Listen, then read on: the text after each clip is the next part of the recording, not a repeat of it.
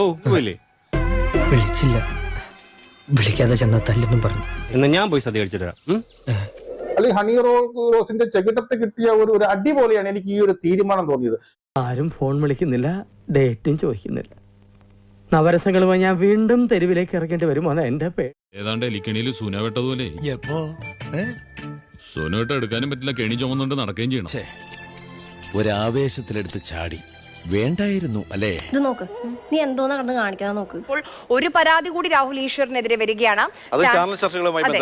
Channel ചർച്ചകളിൽ honey റോസിനെതിരെ Rahul Easwar മോശം പരാമർശം നടത്തി എന്ന് കാണിച്ചുകൊണ്ടാണ് ഈ പരാതി. ഇന്നലെ നടന്നെന്ന് പറഞ്ഞാൽ ആ സമയത്ത് ഒരു മാസ് റോളിലാട്ടം വന്നേ, അതൊക്കെ പോയി.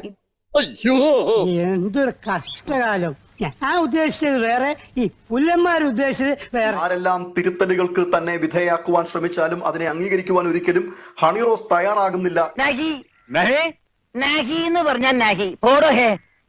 എന്നുള്ളതാണ്. അതുകൊണ്ട് തന്നെ ഹണി റോസ് സ്വയം കുഴിച്ച കുഴിയിലേക്ക് വീണ് ഇല്ലാതെയാകുവാൻ പോകുന്നു എന്നുള്ളതാണ് മനസ്സിലാക്കേണ്ടത്. മനഃപൂർവ്വം കുറ്റമൊന്നും ചെയ്തിട്ടില്ല, അതുകൊണ്ട് കുറ്റബോധം ഇല്ലാത്തത് കൊണ്ട് ചിരിച്ചു പോയി ചിരിച്ചു തന്നെ വന്നു. അവൻ അങ്ങനെ പറഞ്ഞു.